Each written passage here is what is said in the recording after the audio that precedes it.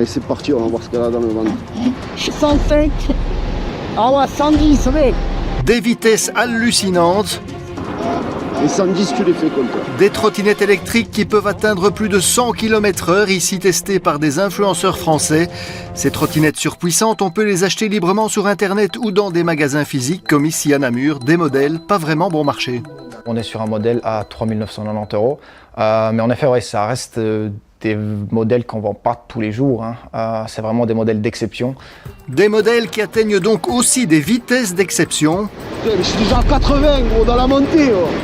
Pourtant, en théorie, ces trottinettes ne peuvent pas dépasser 25 km/h, mais en pratique, c'est différent. C'est même d'ailleurs bien indiqué sur le site de ce fabricant.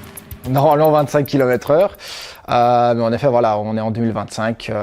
Internet existe, donc effectivement, il y a des gens qui découvrent que ce modèle peut atteindre des vitesses allant de 80 à 90 km/h. Mais voilà, ces engins surpuissants seraient une des causes du nombre croissant d'accidents de trottinettes. Alors pour l'Institut de sécurité routière VIAS, il faudrait purement et simplement en interdire la vente. C'est assez hypocrite la législation actuelle finalement. On autorise la vente des trottinettes qui peuvent aller jusqu'à des vitesses largement démesurées, mais on interdit l'utilisation sur la voie publique.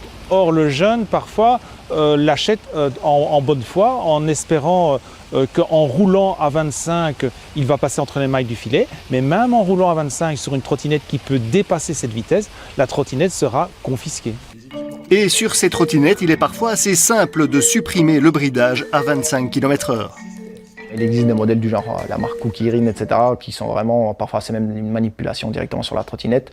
Ici de base, voilà, il y a une bride, donc c'est vraiment, il faut vraiment faire quelque chose pour aller la débrider. C'est pas simplement un bouton sur lequel on clique et c'est débridé.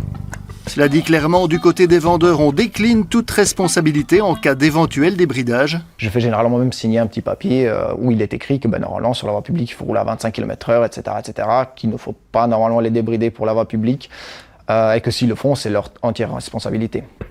Par ailleurs, en termes de sécurité, l'Institut VIAS plaide aussi aujourd'hui pour le port du casque obligatoire pour tous les trottinettistes. Aujourd'hui, 60% des utilisateurs de trottinettes qui vont à l'hôpital après un accident sont touchés à la tête.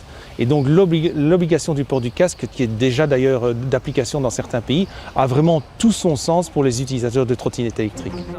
Et vu l'explosion actuelle du nombre d'accidents, on annonce déjà également chez nous un renforcement des contrôles sur la route des trottinettes électriques.